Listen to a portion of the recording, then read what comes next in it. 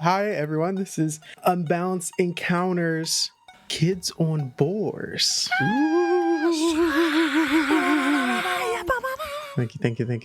This is we'll call it a side quest that we're going to go on, a little adventure. By the way, hi, let me introduce everyone. I will start with myself, Craig Craigums, or Craig, as everyone knows. I play Isaac Axtrummer on Unbalanced Encounters Rally, and I'm here with three amazing storytellers in their own rights. I will let them introduce themselves. Let's start off with Sam. Hi, I'm Sam Oliver. I played June in Unbalanced Encounters. I'm so happy to be here. And next we have Cinder Block the Sally.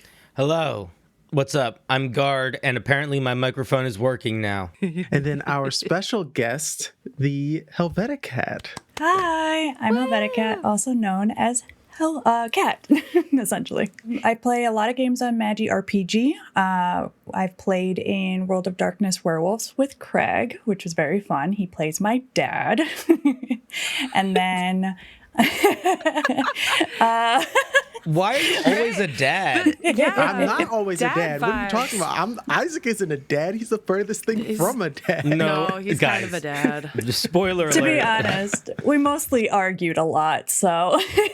Outstanding. So yes, we will be playing a side quest of sorts, still in the world of Rally, but we're going to have some new adventurers going on a different type of quest. It is going to be using the system known as Kids on Bikes. So let's try and dive in and see what we can get into. This world we live in is a strange one. It can shape us into people that we weren't planning on being. Can change us into heroes, can change us into villains. It's an unknown parent that seems to guide us in so many different directions. So when's the time when you make the choice on who you want to be and where you want to go? I believe that's the story that we want to tell today. We are going to start off with Olive. Yay! Olive, you are going to be starting off in an area that's a little different than everyone else. You are gainfully employed, we'll call it, as you are stumbling around with a handful of towels. As you walk through a very large, spacious, spa-like environment, as you trot past a very large pool area, and one of your, we'll call it one of the individuals who's here all the time, a very large walrus, is asking for multiple amounts of towels that he needs to pat himself off as he seems to sweat a lot here at the bathhouse. Your small bag of tokens that you were given to by your manager is on your side, and you walk up to this walrus and you just start setting the towels down next to him. This walrus is a very large individual, tusks just kind of relaxing as much as the rest of his body in this bath that seems, even though it's just taking up most of the room, he seems to take up most of the pool itself. And Olive. Hello! Thank you. Oh, I feel like I see you here all the time. How long have you been working here? Oh, not that long. Do you need another towel? Oh, yeah, you know me. I'm more sweat than walrus at this point. And he pats his putting head. Towels on. Oh, thank you. I think it's happening to Toad over there. And you look at the other side of the bath. You see another customer that kind of sits out here and spends most of his time relaxing. Mr. Toad is what you know him as, and he's got his own little stationary lily pad that he kind of just sits on. And then he just begins to glow and float. And then you hear a little... and Mr. Toad's gone. Oh. Does he always do that? No. Well, you know how things work down here. It's his time. Oh. He's ready to go on to his next life. And Olive and Kat, as I just threw all of that at you, and you don't know what's going on. The bathhouse is the place where, at this point, Olive would mainly know this. This is the place of reincarnation. It's where souls get a chance to start their life anew after they've healed themselves of their life previously. And you are also one of those souls. And as you think about a new life, a new adventure, you stare down at your own reflection in the pool. What does Olive and all of us now, what do they see as they look at their reflection? Yeah, so Olive is a little fawn girl. She's got long green hair, like a forest green, these little antlers and soft, like lamb-like ears. And she has like little ribbons and knickknacks that are like tied around her waist. She does have little hoofs that will click around as she skips from each patron. But yeah, she's just covered in little tiny bells and ribbons, and just you always hear her wherever she's going.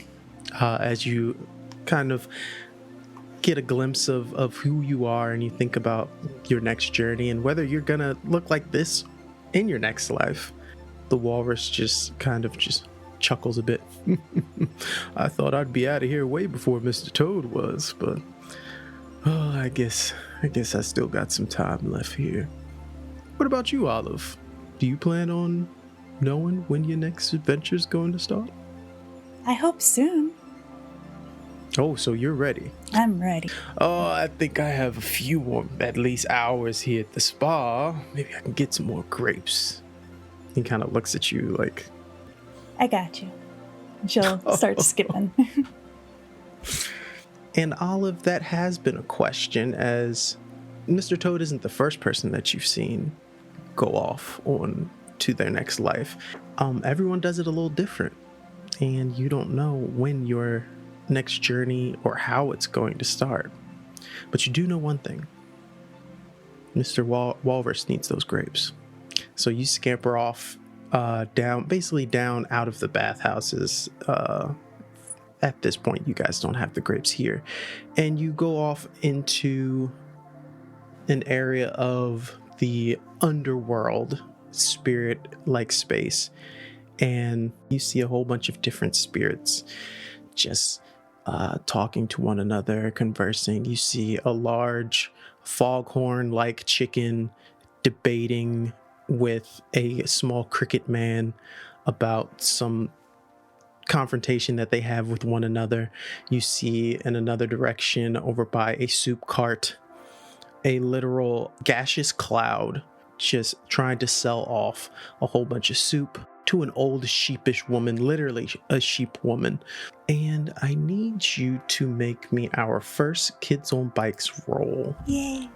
As you're trying to take in all of this information, we will do a grit roll, and we'll make this a 4.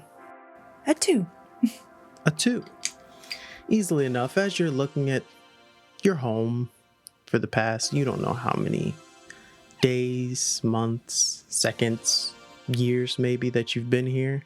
You don't remember much of your old life. It's gotten to a point where you're just ready for the new one. And in the distance, you see this translucent butterfly. It's kind of it's a mix between the color you see during twilight and a bit of the rainbow you get off of a bubble when you're looking at it very hard. And it's kind of just fluttering. She would absolutely follow it. As your bells kind of ring your way through the space, the butterfly starts fluttering down into a more infamous area where some of the spirits who like to sell some of the things that you've been told usually aren't supposed to be sold and or were gotten in a way that isn't the nicest. And you reach a space where you see different individuals. You wouldn't call them spirits per se. You wouldn't call them plants. That doesn't make sense. They don't seem like they're plants. More of mushrooms? Something that smells of bad news sometimes. I mean, they smell pretty bad too. You see them kind of whispering to one another, and as you're not very stealthy with your bells chiming throughout, you kind of look up, but they have no eyes. So their mushroom heads kind of move up, and you feel like you're being watched with these creatures with no eyes. But then they look back down and continue on to their business. But you notice that little butterfly is kind of like hovering around them. They don't seem to notice it. But what would you like to do? She would be like, good morning. Good morning. Things have been a little weird since the main god in charge of this space has kind of taken a little sabbatical. And so the spirits have a little more handle on what they want in this space. And so when you say good morning, the dew of the grass kind of starts to come alight and the sun starts to rise a bit in the area. And all the mushrooms kind of like look in your space. You hear a couple squeaks and fart sounds. And then they put their heads back down and kind of turn their body to the side, kind of showing that like they're no longer trying to have you in their space. And then one of them grabs a large duffel bag, throws it over his shoulder. Mind you, these guys are like 2 feet tall. And they kind of like more than walk, but kind of like hop away. And you watch as that little butterfly kind of glides along with them. She'll continue on following it. Okay, are you just walking along with them? Oh, is it following the mushrooms? The mushrooms, yes. Yeah, she'll see them like get up and be like trying to leave, and she'll be like. Okay, they kind of walk. They turn around as they hear the bells. Waves at them. One of them marches over, waddles over really, and he just points you back towards the bathhouse. Point at the butterfly that they cannot see. They look up towards the butterfly. They look back at you. And the one in front of you opens a mouth that you didn't know it had in the front of its face and sneezes right into your face. She like wipes her nose. Gesundheit. As you take a big inhale of a breath, you hear in your head, "Little madame, go, flee." But I'm on a mission. I'm following something. It's a butterfly. Do you not see it? Butterfly. Maybe it's only a mission for me. Hey, Jerry. She is crazy. Well, I don't care if she's crazy. Get her out of here. We need to go. The boss is going to be mad if we take any longer. All right, madam. I'm sorry for your mental situation, but you must not follow us any longer. We are going to depths in areas that you cannot travel with us. Okay. Don't give me that look. It's adorable. I can't handle this. And he just kind of like throws his hands up. Jerry, run! And they just book it. She watches them and she's just going, huh. Is the butterfly following them still? It's still following She's them. going to give it some distance as she lets them run. And she's going to take the little bells and quietly set them off to the side. And she's going to continue following. To try and keep up with these guys, we'll do a flight check. And this is a planned action. But we're going to do a nice 5 as these 2-foot mushrooms aren't very speedy. But they're very tricky. A 2. A 2. So as you're running through the trees trying to keep up with these mushroom men, these, yeah, I think a kid would call them mushroom men. They're kind of running through some trees, and as you try to follow them through the trees and you poke your head through, they pop out of another one or fly out of the branches of another one. You just hear, yeah, woo, as they're just bouncing all through the woods trying to, as you realize they're not going in a certain direction but more of trying to mislead you. And you go on this little Scooby-Doo montage of you guys bouncing from one tree to the next, and eventually there's a branch that you weren't expecting and you trip and fall on your face and you look up and the mushroom men are gone. She'll kind of like look around. Does she know where she is? These woods are different. You are definitely further away from the bathhouse that you were expecting. During that journey and that run, you have come to a strange swampy area. Kind of like look around, try to get her bearings. I'm assuming the butterfly is gone. The butterfly is gone. And the space that you're in, has a feel to it. There's a low, calm growl to the space. Kind of puts your fur up. You turn to your left. You see a couple swampy patches for the most part. You turn to your right. A couple trees are fighting the water, it looks like, as they're trying to escape. Ooh, I would like to stay away from the water. And as you back up away from the water, you turn around trying to, like you said, get your bearings. You see that butterfly right in front of your face. Hello. It doesn't respond, but it kind of flutters in front of you and lands on your nose. She like crinkles her nose like, And a second later, you hear the movement of dirt. You hear the yawning of tree trunks, maybe 50 feet away from you, into the distance, into a gathering of bushes and brushels a little ways to the side. Can I see past the wings, or is it like... No, it's translucent, so you Okay. kind of see you see the rustling of the trees and the bushes, and very faintly you hear, "Ah, Jerry, it worked. Come on, let's go." She's going to whisper to the butterfly, "Take me where you were leading me." The butterfly flaps its wings, still attached to your nose, lifts off, and starts flying towards those bushes. She's going to follow it.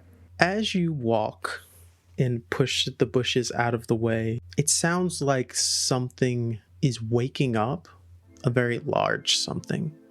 And as you push the bushes out the way, you see a maw, a large mouth opening, but not of an animal, but of nature itself. Red, viscous-like vines weave and turn and open this massive tunnel that leads underground in a space of vines that are continuously moving and continuously spinning and whirling and dancing. Thorns protrude from the vines, but there's enough space for a small fawn to continue down into this tunnel, along with the butterfly floating slowly down into it. She's going to do a slow turn to look back towards the bathhouse and just kind of whisper to herself, "I'm going on an adventure." And she's going to crawl into it. You crawl for days. You crawl for years. You blink and you crawl for seconds. Time does not make sense, even more than it didn't at the bathhouse.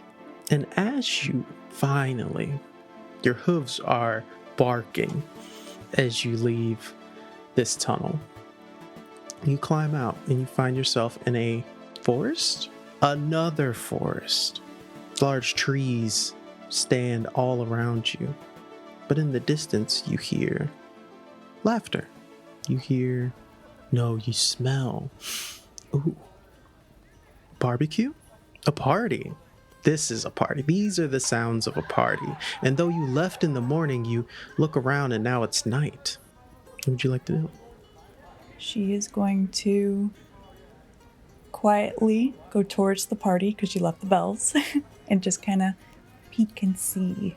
Because she wonders if maybe she's back at the bathhouse. She's not sure yet. As you walk towards the sound, a branch catches your hoof real quick. It doesn't trip you this time. You've had your one fall for the day. And you just hear a faint whisper. Do not trust them. Oh. They only know how to hurt. And as you continue your way on, you see in the distance, it is a party. of a bunch of people. They don't look like Mr. Walrus or Mr. Toad or any of the individuals that you've recently seen. No, these look like people. They kind of bring back memories of what you know as people. But right now they're all quiet. The music kind of stopped playing, and you notice one of these people, a blue one, is barking. He's yelling real loud and saying a whole bunch of words. Those words are popping out of bubbles, and a bunch of the people start laughing at this weird blue person's speech and start clapping and cheering, and there's a lot of camaraderie and sort of like a family dynamic with these people. And you realize, oh, this is just a town. And as you realize that, that voice comes up to you again in your mind, and it says, they may be joyous, but it is only because of what they've taken from us. And then the wind and the leaves kind of blow past your ears. We will protect you from them, if you wish. What have they taken? Our friends, our families, our hope. And ever so slowly, you see one of the branches of a tree nearby begin to wilt. She's going to put her hand on one of the tree and says, let us learn more, but I accept your protection. And as you do so, one of the larger trees, a tree that you can't even imagine wrapping your arms around, even if you got to as big as an adult as you could be, kind of opens up in a space large enough for a small little fawn to call a home, is given to you by this tree. She will tie one of her ribbons on the front of the door, or where it opened. And as you get yourself prepared and ready to start your new adventure in this brand new world, we will pan out to the town of Raleigh. And a few months go by as the adventurers, leaders of the town, basically kind of dip off and leave the poor citizens of Raleigh to fend for themselves. One of our characters, a few months later, wakes up to start her day. And Tilly Tatter, why don't you tell us how you begin your day as you wake up to a brand new morning? She stretches with a big grin on her face. Oh, it's another day. Her hair is just in shambles over her head. Tons of sandy blonde hair. So she jumps out of bed and quickly pulls her fingers through it to kind of tame it and braids it into two long braids that come like down a little bit past her butt. She throws on her clothes for the day, scrubs at her face, and looks for her case and goes and grabs her case. And she runs out of the house, checks her pockets to make sure that she has her snacks, and she runs out to the woods. Before running out into the woods, Tilly, Huh? you turn around, and I need you to describe what Thomas Tatter, your father, looks like. Oh, man. As he stands there, fists on his hips. What does your dad look like as he's looking begrudgingly upset at you? Her dad is like her, a halfling. Tall to her, very thin and scraggly, just like her. Same sandy blonde hair, but he's got these like spectacles that telescope outwards. And so I like to imagine he's like, his eyes look really small and beady as he's trying to look, dissatisfied and upset, but it's still kind of funny because he's got these tiny little eyes from his spectacles.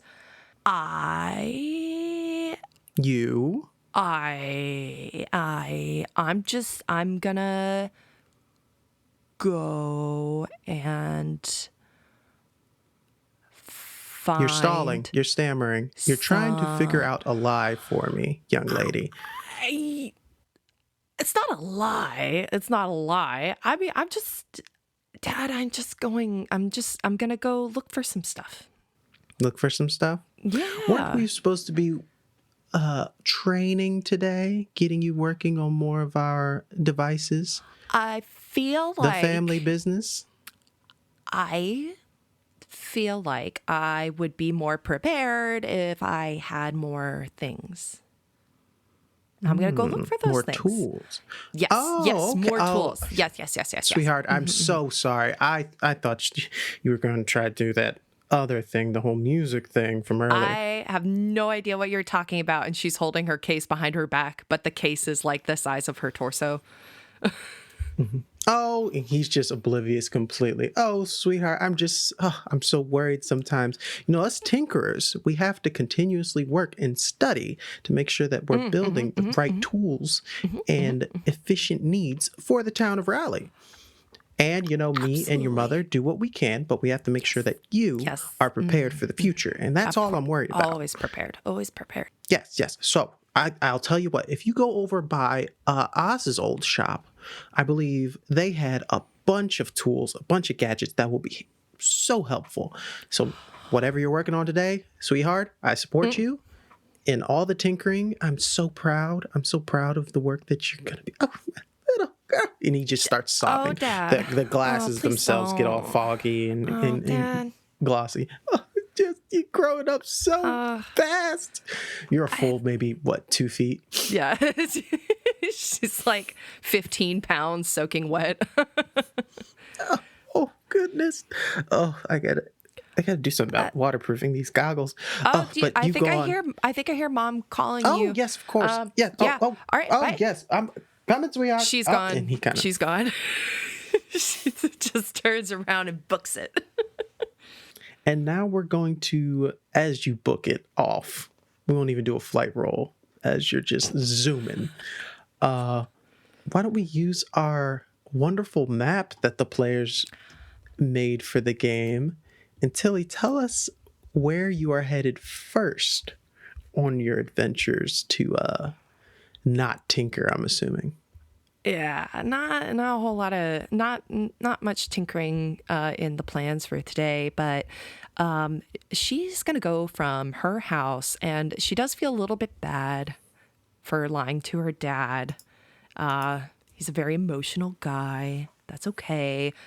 So she'll try to cover, get a cover story. She'll go say hi to Oz really quickly. So she'll go to Oz's, or Oz isn't there. Correct. Oz is not there. Right. Yes. Yeah. She'll run to Oz's old workshop just to set eyes on it. Maybe somebody will see her there, and they will be able to corroborate her story. And as you walk through the town of Raleigh, there are a ton of new faces. Folks that weren't here previously, but from what your father's told you, there have been a few individuals coming from Agravar back and forth, and they don't usually stay for a long time, but they come in, talk with, the town leaders, Leah, Benny, and, they kind of do their own thing. And as you're looking at heading towards Oz's workshop, you hear a gruffled old voice, and you have the smell of cigar smoke floating right above your head. Ugh. You. And you turn around and you see this older gray-filled hair and cul-de-sac balding head of a darker-skinned dwarf leaning on a pig pen. Dada's kid, right? Yes, sir. She's been squealing all night wanting to hear your music or whatever. I don't usually let them out of the pen, but if you feel responsible enough, old Maurice will let this one slide. Are you saying I can go into the boar pen? No, I'm afraid CJ might eat you. But I will let one of them out. Just one? Okay. Oh, okay. And he opens the pen, latch on the door, and just small little squeaks and squeals as 4 little hooves start galloping towards you as you see a small boar run up to you and nuzzle your leg, as it is the small striped baby boar that you've named Joy. Her eyes just turn into big hearts, and she I'm guessing that Anime hearts. yes. I'm assuming, okay, these are giant boar, right? When they're full grown? Massive. Huge. So Huge. A baby boar is probably not as small to... That is perfect. Give me a wonderful brawn check as Joy does not know her own strength and gallops towards you and may knock you over. It's a 3. Yeah, we'll go with that. A 3 as you get excited, you're squealing as much as Joy is, and just it's a gallop towards you. And from a distance, Joy looks like she might be a little bit smaller than you, but as she gets closer and closer, you realize, oh, this thing is about the size of a adult dog. And Joy kind of just piles into you. You land on your back, and she's just licking your face. It hurt, but it's so worth it. Oh, so cute. Okay. Let me get up. She kind of like waddles off feet backwards. Can I take her with me? I gotta go do some things. I'll be real careful, I promise. She's the run of the litter. Maybe. Go ahead and give me a charm roll. We're looking for a 6 as Maurice takes his pen job very seriously. Sure he does. Actually, we can talk about this one to the audience as well. If you have that, because it's a planned action, and then you add your +1, I believe that makes you pass it. Okay, so I have to roll a d10, but I can half it if it's a planned action. Yes. And do the +1, so that'll be a 6. Outstanding. Well, how do you charm Maurice in this manner? She makes a little hand motion towards Joy to like get her to sit. Immediately sits. Raises up her hand, and then she brings her hands together and she smiles real big at Maurice. Just, you guys have practiced this. I am so reliable. I promise I won't get it. I am not Juniper Snowthorn. I am not going to get into any trouble. I'm a very good kid. And as you're doing that, Joy is also smiling and like leaning on you a bit to kind of like heighten the bribe. Make sure I see the both of you at the town meeting tonight. What time is this? Tell your friend too. Stop making so much noise when he's building all those little gadgets and tools. Oh, I don't know if I should tell him. Maybe you should. Maybe somebody that's a higher rank. Maurice has already walked off and shut the pig pen. Okay. All right, Joy, let's go. And she'll start running towards Oz's place. Okay. And we pan out from Tilly and Joy charging towards Oz's workshop. And then we dive in past the window of Oz's workshop. Whole bunch of different nicknames. Matter of fact, Francis, as you've been working on some of your traps in this workshop, why don't you explain what Oz's workshop looks like nowadays? Oz's workshop is basically a building full of tools and objects and little things that Oz would used to use to tinker and to make other things with. So for somebody like me, whose job it is to protect the village and who has a really good understanding on military tactics as well as disabling enemies, weak points, how to take advantage of vulnerabilities, I have elected myself as the the warden, one might say, of the region. So I have been using the objects that Oz has left behind to prepare defenses and to, well, just, make sure the town is safe. And Francis, as you're taking inventory on all the different doohickeys and gobbledygorks. I'm picking stuff up and I'm seeing how good it swings, picking up heavy stuff, dropping it, seeing how good it falls. Anything sharp goes into that corner. Anything that can be used as rope goes in that corner. You come to one of Oz's multiple mirrors in the establishment. Mm-hmm. And who do we see? What type of soldier do we see in front of us keeping Rally safe? A brave one. A powerful, brave, less of a soldier, more of a warrior.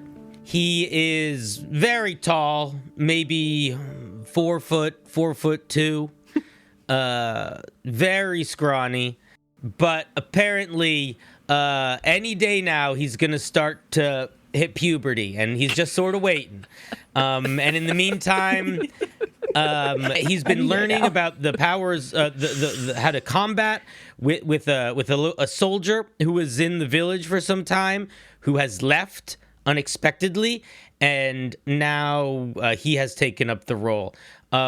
Sort of shaggy hair, not particularly well kept because I'm just too busy. There's too many things to do. I don't have time to make myself hang out with the cool kids. It's not that I didn't get invited to hang out with the cool kids. I'm too busy to hang out with them. I have too many things to do. Absolutely. And so I can't really care about sort of anything other than just making sure this place is safe, because quite frankly, I might be the only one here that is well-trained enough, and also not just well-trained enough, but fortified of mind as well as body to keep Rally safe. As you're saying all of this to yourself in the mirror, you hear a multitude of knocks. Just a spasm of knocks. On the door? On the door. I hide. Okay. So brave. So brave. Go ahead and give me a flight check. We're doing a 5 Immediately for this. runs. Yeah. So 5. Succeeds. So you immediately dive into one of your piles that you... Ouch! Oh, it was the pointy one. As you do that, Tilly, you're knocking on this door and no one's answering. But Francis always answers. Fran. Open. Hello. As soon as I realize it's Tilly, I get up, I brush myself off, I take all the pokey things out that stuck to me, put them in the back of the pile, and I open the door very slowly. What did I say about the secret knock? You could have been in danger. What if the door was booby-trapped? I thought I was doing it. It was tuck, tuck, tuck, tuck, tuck, tuck, tuck, tuck, right? No, it's not tuck, tuck, tuck, tuck, tuck, tuck, tuck. It's tuck, tuck, tuck, tuck, tuck, tuck, tuck, tuck, tuck, tuck, tuck, tuck, tuck, tuck, tuck, tuck, tuck. Okay. I forgot the part. Do you want me to do it again? You probably should. Because what if this was the middle of the night and bandits were attacking? Or worse, demons. Oh my god, I didn't even think about that. Okay. Yeah. Gosh, you're so smart. Okay. Knock.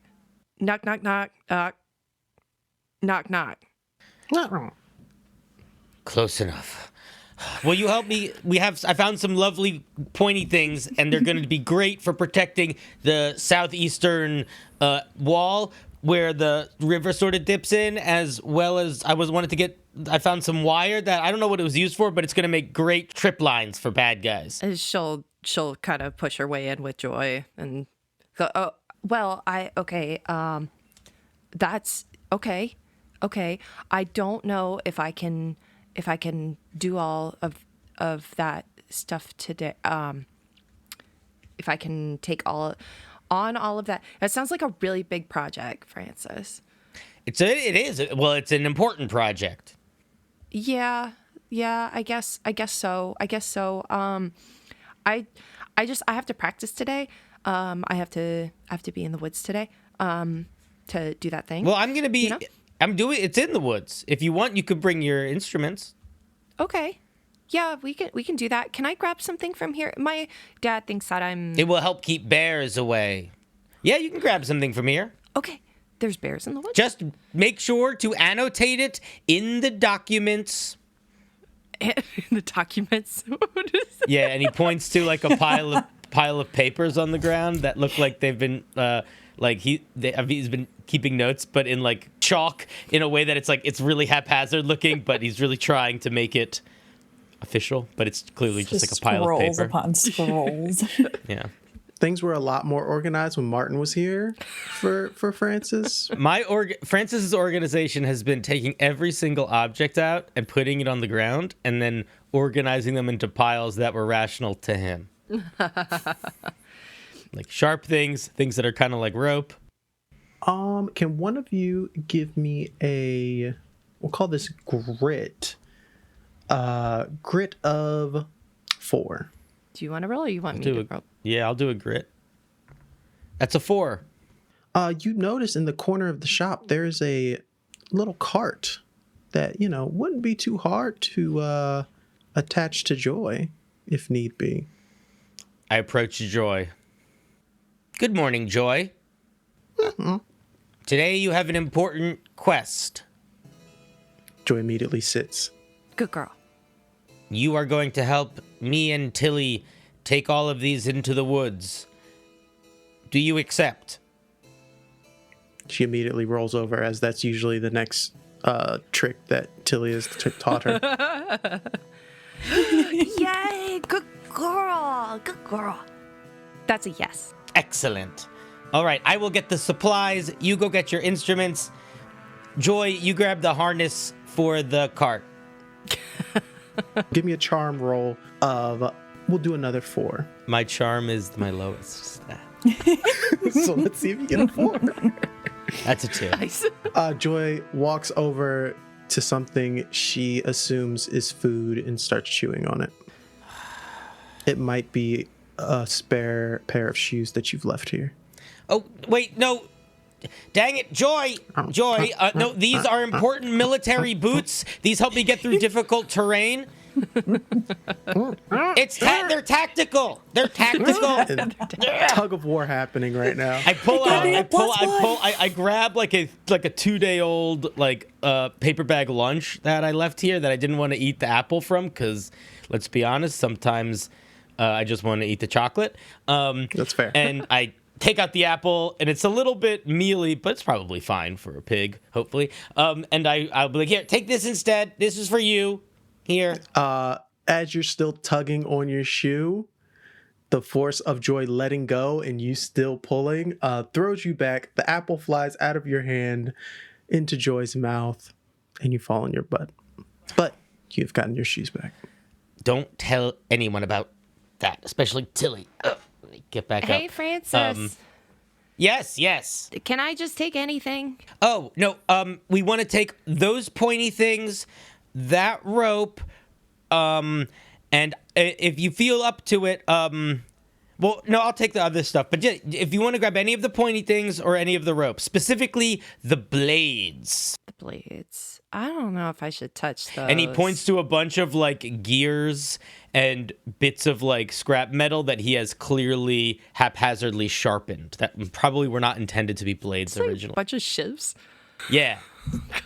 Buzzsaw action going rusty on. ships. Oh gosh, did we create Jigsaw? Is that what's happening? Let's play I am a military tactician and a booby trap expert, and I was trained by one of the most talented military experts in all of the lands, sent here by the Emperor himself, Martin. You tell that story to me all the time, and I'm just amazed every single time. Yeah. Wow. Okay. I'll get to work, and she'll start loading things into the cart, being extra careful around the pointy things. And while she's doing that, she's going to look for like a little bauble, an important bauble. So she just has something if her dad asks. Go ahead and trying to make sure it's something that your dad believes you were tinkering all day. I will say brains 5. Yeah, it's a 9. Nice, a 9. Okay. With a 9, you find a few things. You're like, well, your dad might want you to have like a tool bag. You've yet to get one of those, and you see one of those kind of in the corner with a few wrenches and ratchets in it.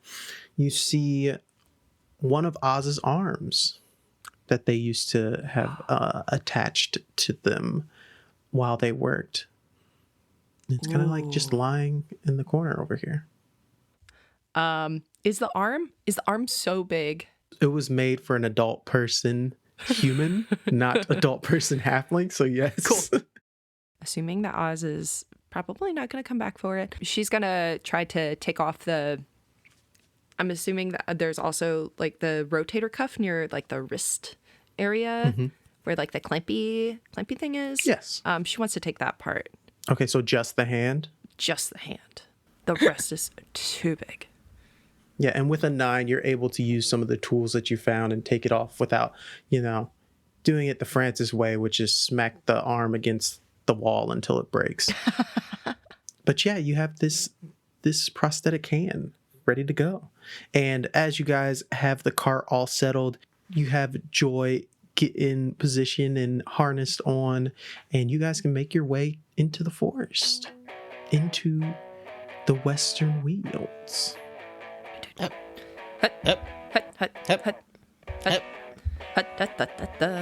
Careful. Francis? And as you turn, Francis, what does your mother look like? My mother looks like Mrs. Teapot from Beauty and the Beast.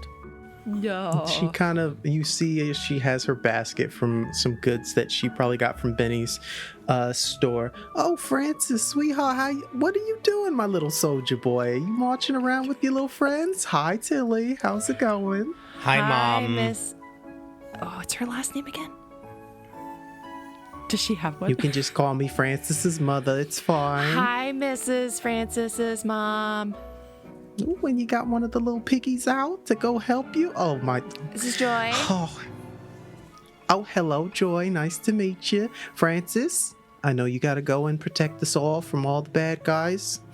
But remember, there's a town meeting later on tonight, so don't stay out too late. Oh, that's right. I was going to tell you about that. You gotta, sweetheart, you gotta, and she grabs your face. You got a little, and she just starts. Mom! Mom!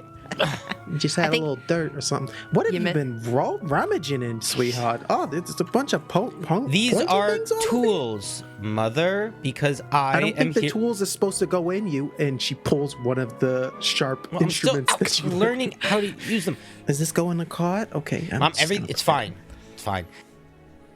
Tetanus shots. All right, soldiers. Rally. She points out to the forest. Hup to. Salute. Love you, Mom. Hup, Love you, babe. Love you, Mom. She walks off. And we make our way into the woods to start setting up and checking all of our defenses. Fantastic.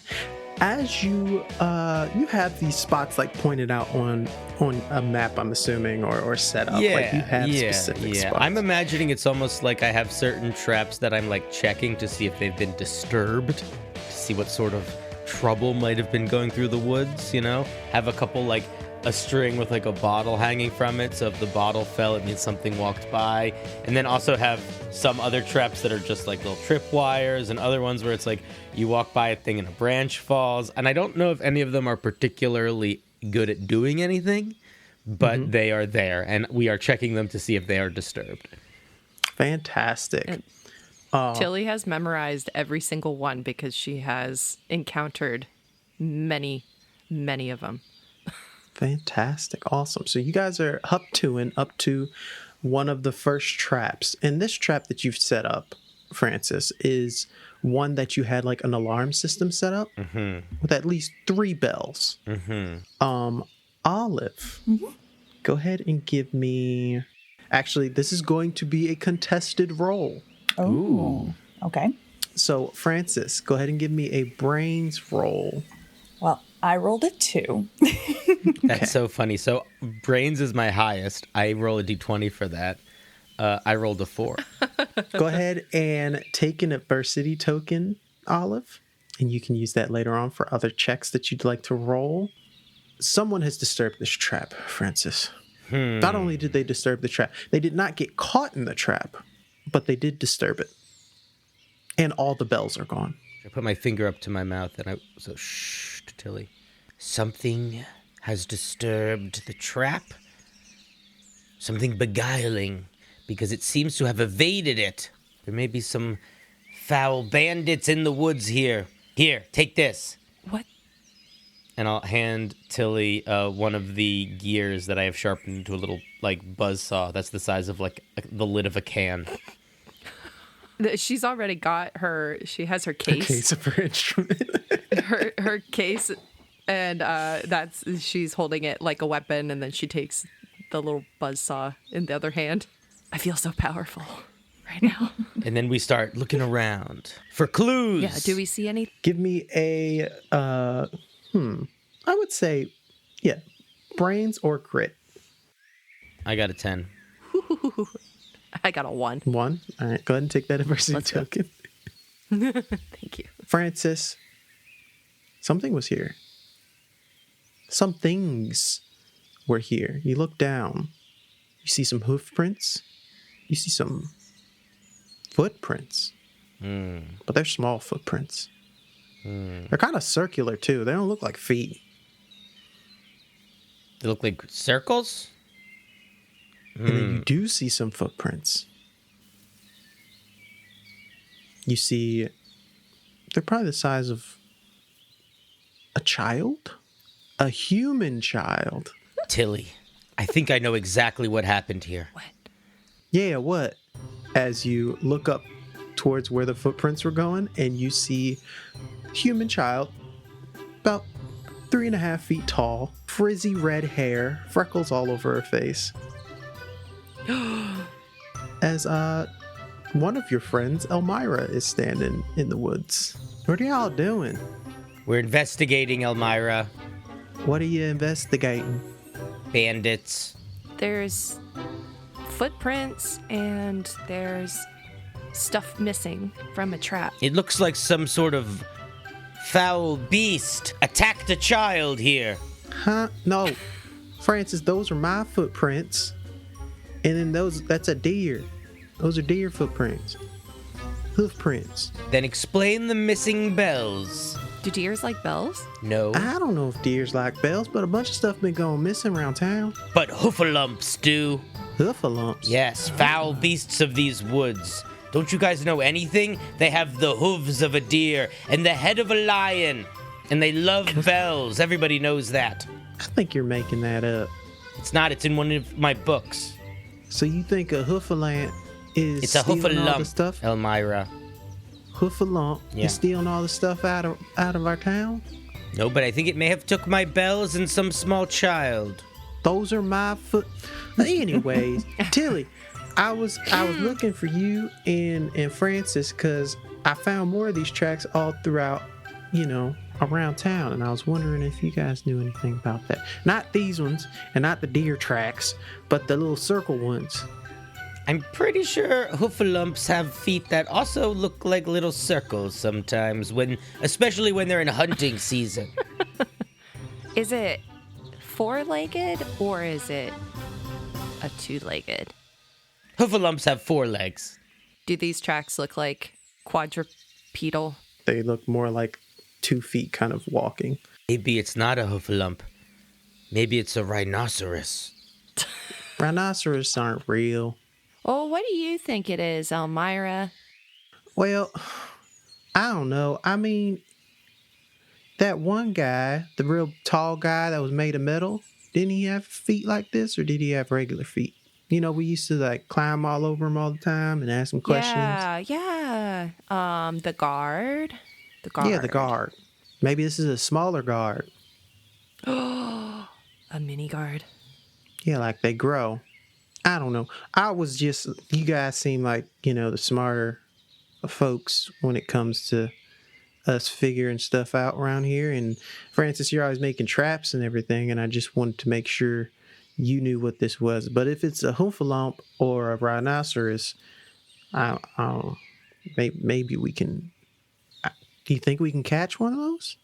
I look to the wagon that is full of bits of metal and wire and stuff. Certainly we can. It is our duty. That's pretty funny. Duty. Okay, Francis. We'll help you set up some more traps. And then we got to go to that town meeting they was talking about. I don't want to miss that meeting. All right. Well, then let's get started, and then I will start explaining different types of traps that I want people to set up. And all of them are basically the same trap, which is there is a thing that if somebody bumps into, a thing will fall. None of them are that clever beyond that. Outstanding. As you do that, as you guys are setting up all these traps, Elmira kind of leans up to you, Tilly, and she's like, hey, as much as I like when Francis just kind of bosses us around and tells us to help build these traps, why don't you play some of that music keep playing sometimes?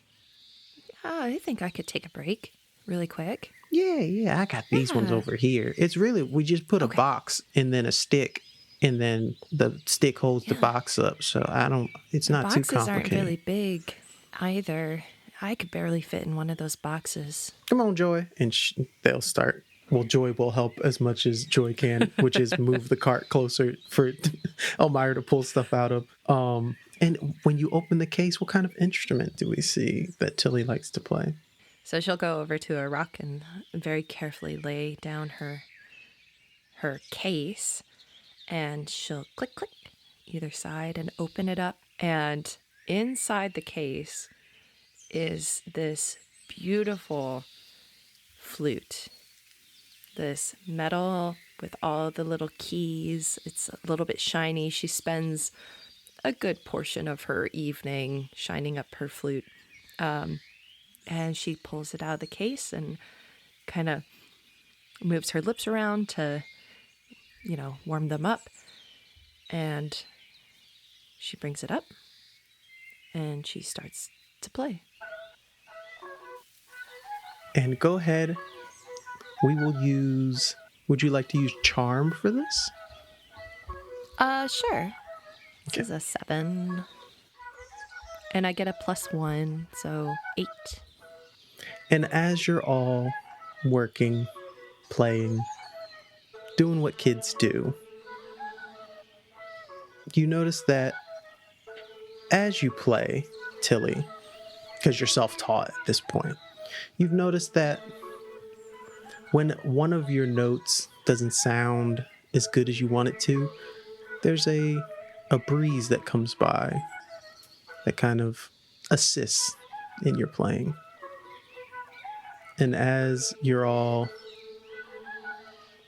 enjoying this summer day,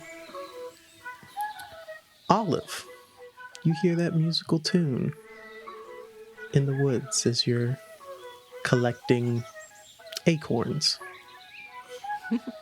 Am I with little animals? Give me a charm roll. 16 plus 1, so 17. Oh gosh. Okay, with the 17, yeah. You have a couple squirrels like packing up the acorns that you find in their mouths, and you have a little backpack that you've bestowed on a small wolverine. I almost imagine it like the scene from like Enchanted with like all the like birds swooping around, and like she's just like shh, and like the squirrels like look up at her and she's like, do you hear that? Mouth full of acorns, they just nod their head. Let's find it. And she's gonna skip as she's going with them, picking up little acorns as she goes. A few of the bushes kind of move out of your way. You do hear the whispers of, be careful now. Yes. Yes. Even the small ones are tricky. And she pats the bushes as she walks. And you walk along the way, and as you do, there's a gong that goes off. Oh. In the kids of Raleigh, you know that gong. The town meeting is about to begin. And as that meeting gong goes off and you're distracted for just a moment, I need you to make me I think we'll go brawn. I rolled a 4. A 4. That is not enough.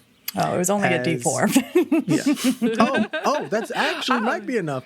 When you roll a D4 on this game, that explodes because you rolled the highest one. So I roll again, or? Yes. Okay. And then you're going to add them together. Oh, and that time it was a 1. So 5. Okay, with the 5, unfortunately, that is not the DC we need. You hear a snap of a twig, which you're used to, and then a large blanket falls on top of you. Star, run! Which is one of the squirrels. The squirrels and the Wolverine kind of like waddles away, but you are now stuck under this blanket, and it's just a blanket. You should usually be able to get out of it, but they've been weighted down by some different pieces of junk you don't understand. And, Her hooves are stuck in it. yeah, you can't move right now, and you're shouting, and as you guys hear that gong for the town meeting, you do hear these shouts further into the woods. Stop playing my flute. What was that? Purple! Get help! One of the birds kind of just chirps and just flies off. Francis, you hear this as well. You hear that purple get help, and immediately you think, oh, that was a kid's voice. They might be in trouble. What are we supposed to do? You think we should go get an adult? An adult? What are they gonna do about this? We're here to protect Raleigh. Francis is an adult, pretty much. Oh, that's true. Francis, you're the adult. What do we do? He reaches into the cart that Joy was pulling, and he pulls out, it looks like it was like the leg of a stool that has been broken, and Francis has taken one of the larger gears that he has sharpened and has affixed it to the end of it, so there's like a lollipop style little blade at the top, and it's like held on with like wire and stuff. We go save the day, come on! And he starts running towards the noise. And as you all charge towards the noise, Elmira kind of goes, oh, I should go get my axe. And she runs off and both of you roll your eyes because Elmira always tries to pull this axe out of this. She thinks she's so cool. Joy's kind of in the back with the cart because it's still attached, and No! Joy is still a baby boar, and this cart is a little heavy with all these little knickknacks in it, but she's keeping up. In your head, all of you hear, I told you, they're going to capture you, they're going to take you. I can't do much. Be safe. It's okay. I can do it. Clover, can you squeeze out? The Wolverine's trying to pull the blanket off, but it's a little baby cub Wolverine, so it's not moving pretty anything.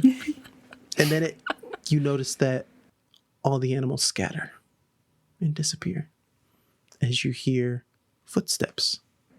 She like freezes, listening, because the silence of animals terrifies her, and she's just like, okay. Francis, Help! there's something in your trap. Okay. Can I see that? Can I see that it looks like a person or no? There's a blanket over them, and it's just a bundle of person underneath. Wiggling. Everybody stay back. Oh, be careful, Francis. And with the edge of the blade, I'm gonna poke the blanket and flip it back. Oh, it's a kid. Hello. What is she? Hello? Are you a bandit? What's a bandit? Were you being chased by a hoofalump? What's a huffalump? Are you a huffalump? What's a huffalump? She's not a huffalump. She's a kid. What's a huffalump? A foul beast that roams these woods. Oh. I haven't seen a hoofalump. What did you do to my trap? Ugh. And I immediately start getting more annoyed that the trap has been set off and start trying to... Your trap attacked me. These things happen. Francis, sometimes we end up in your traps because we don't remember where they are. Well, whose fault is that for not checking the tactical maps? You hear Joy. Hello. Oh, and she like immediately like gets down and just like starts petting Joy. This is Joy. Hello, Joy. I'm Olive. She's very smart. Olive. Mm-hmm. I don't know an Olive. I know an Olive. And she points to herself. Tilly, you look down at Olive's feet. They're hooves. It's not. And she starts blubbering and like pointing down at, like elbowing Francis. Olive looks at her feet and like clicks them. Francis's eyes go wide. And out of the corner of his mouth, he says to Tilly, "Get the grown-ups." And as you say that, the gong goes off once again as the town meeting is now beginning. And you all stand in front of a new person to rally. Tilly, you see the hooves? You point them out to Francis. Francis, as you're analyzing this new individual, you notice, oh, they didn't get branches in their hair. Those branches are growing from their head. Francis kind of like falls back and then stands up, and he puts himself between Tilly and this new person. What are you? I'm Olive. Are you here to attack us? No. Did you make the tracks that are going around our town? I mean, I walk around. And as she says that, she's like, star, purple. And like, you're going to see like little animals kind of like creep out from the bushes and like they're all hiding lots and of peeking. animals. Yeah, they don't get very close, but they're like peeking from bushes and trees. But when they see the people, they're kind of keeping their distance. It's okay, Fern. And she's gonna like kind of get down and like do like a little like to the little squirrel.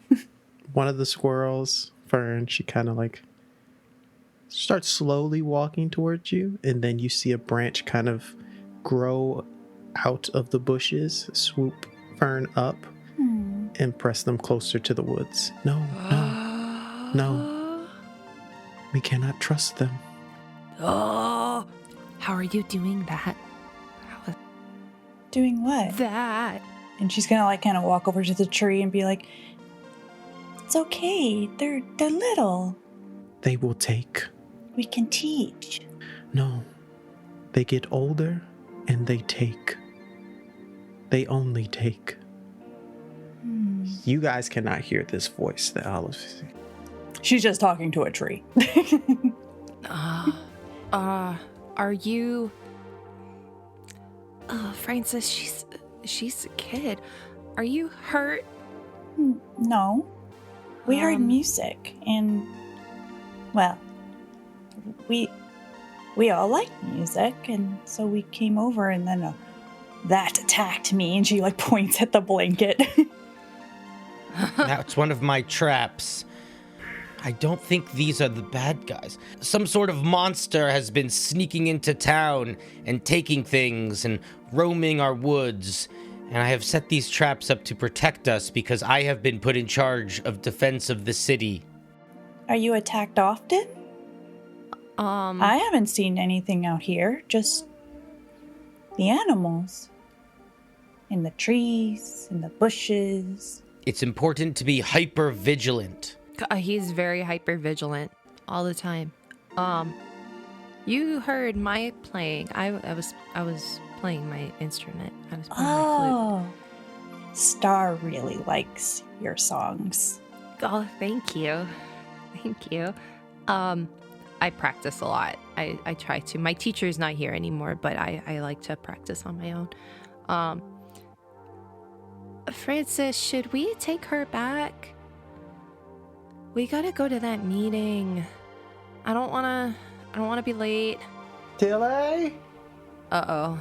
I'm gonna lean really close into Olive and try to like eyeball her for a second.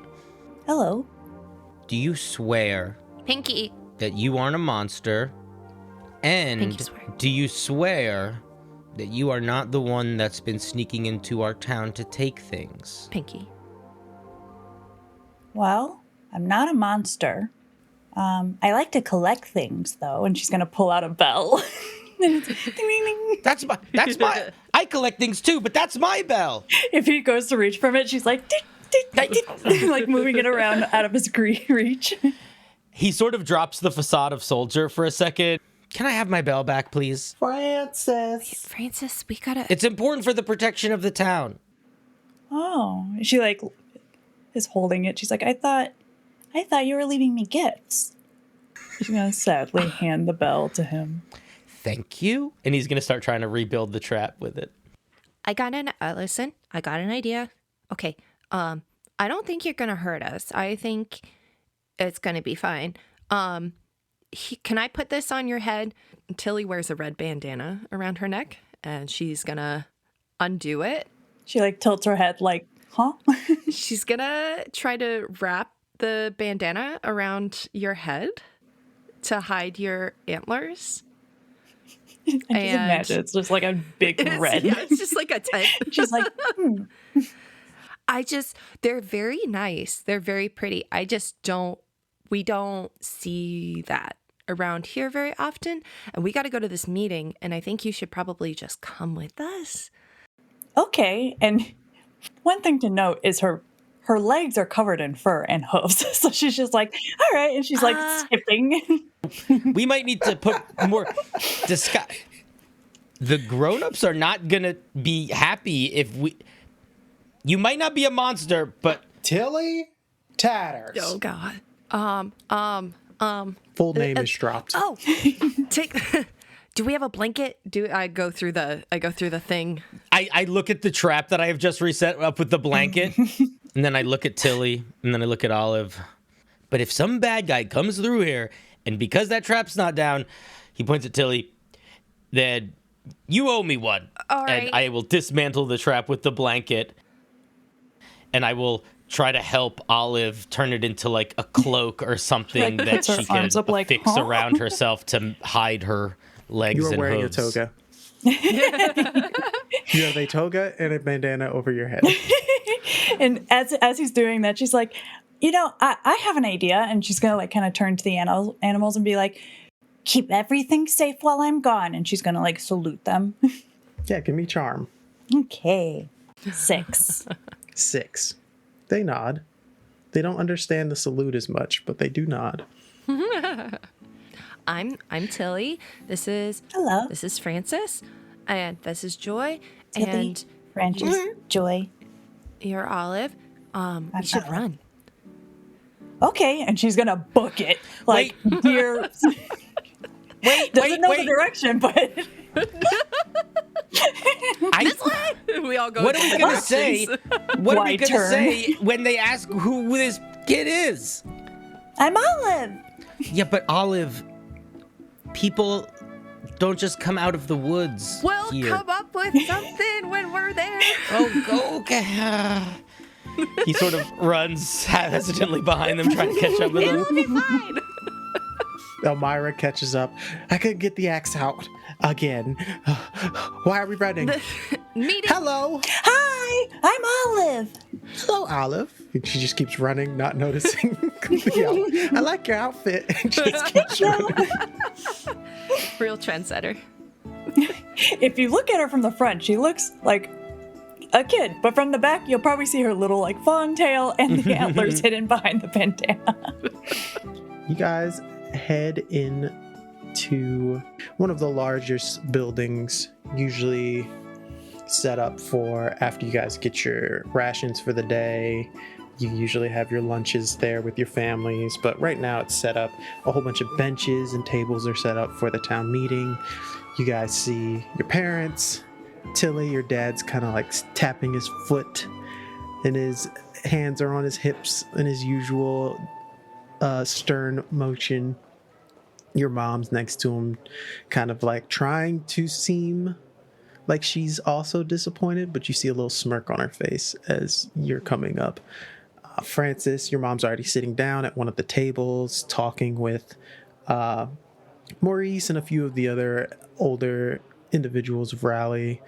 And at the front, at this little podium that you guys have set up here at the town meeting, you see Leia, which you guys just know as the adult that's in charge of the other adults. Leia is a dwarf, dark skin like her father Maurice. Hair is kind of like braided back a bit, and she always looks like she's been rolling her eyes all day. But right now she's just smiling and waving. She sees you kids coming up and she kind of waves. And next to her, you see all of this kind of makes you perk up as you see a family of blue individuals. Who are they? She's like leans forward and points. Tilly, Francis, you've never seen these people either, but they look like they would be related to the old leader of the village, Isaac. They kind of look like the old guy that used to run this place. There's a lot more of him. This guy, he's kind of scrawny. He kind of looks like he reads books all day. He has a sweater on. They might be the Axtrummer family, maybe. I didn't know that Mr. Isaac had family. Was it secret family? Well, everybody has family, duh. Oh, well, I guess. And you see a few kids as well. Olive is already like her attention is like looking at everything. Like she's already moved on from it. She's just like, who are they? What's that? Is there anything shiny? If I notice that, I'm going to say, Olive, no matter what, nobody can see your horns or your hooves or your furry parts. You have to be a human. If people in town notice, it might be bad. Oh, she's going to, from this point on, mimic everything Francis is doing. If he rubs his nose, she rubs her nose. Francis, you see your mom wave you over to sit at the table that she's at. Tilly, you see your parents do the same. And they're sitting closer to Leah and the newcomers. Here, people that can't see this cat is just mimicking What Cinder's doing. Olive, here, come with me. Come sit with me. Okay. If anybody asks, maybe Olive is like my cousin. If anybody asks you, and if anybody asks me, Olive's your cousin. So like, Yeah. if my mom's like, "Who's that?" It's Tilly's friend, and like, "Who's that?" It's Francis's friend. Right. Yeah. The gavel knocks. Oh, let's go. Good evening, everyone of Raleigh. I see we've got the last bit of folks settled. As you know, I'm Leah. Benny has been out on excursions to get us some more resources. As we all know, we are going a little bit low, but we also have some newcomers. To my left here is the Axtrummer family. Not specifically, well, yes, they're related to Isaac. However, these individuals will be, well, Mr. Axtrummer, I'll just let you take it away, and then we'll talk about other business. But first, we'll introduce all our newcomers. And the half-orcish man, you now notice Olive, his teeth don't grow like Tilly's and Francis's, as he has these large tusks that kind of protrude out of his mouth a bit. Oh. But he has these gorgeous glasses that kind of go over his head as well. They're very shiny. Nice to meet everyone. This is me and my family. I hope you all are doing well tonight. We've had to leave Agravav recently due to some situations that might have been caused by my brother. And from that, everyone kind of goes, oh, yeah, sound like Isaac. Yep, yep, he'd do something like that. But just like everyone else here, I would be happy to assist with helping with Rally's growth. Your village leader, Leah, as well as others, have discussed with me a sort of job I could do, which is teaching. Everybody kind of like looks around curiously. As we've got some little ones out here, I was told that possibly one of the older houses can be built or set up to be a classroom, and I'd be happy to teach the kids of Raleigh. I raise my hand. No, Yes. Olive raises her hand. Put it down. Olive, down. I have two little ones. Probably have some questions. Yes, sir. Yes. What sort of military tactics and martial arts will we be learning? Your mother immediately puts a hand on her face. Leah looks to Quan. Well, military tactics aren't my repertoire. However, I have plenty of books and information on things that we can learn together, I guess. Oh, yes, young lady. Yeah. Is this optional?